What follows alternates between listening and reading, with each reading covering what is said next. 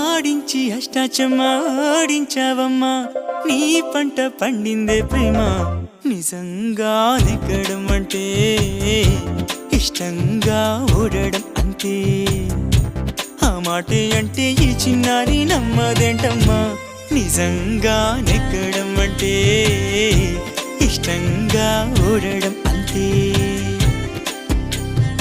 ఆడించి అష్టాచమ్మ ఆడించావమ్మా నీ పంట పండిందే ప్రేమ నిజంగా నెగ్గడం అంటే ఇష్టంగా ఓడడం అంతే ఆ మాటే అంటే ఈ చిన్నారి నమ్మదేంటమ్మా నిజంగా నెగ్గడం అంటే ఇష్టంగా ఓడడం అంతే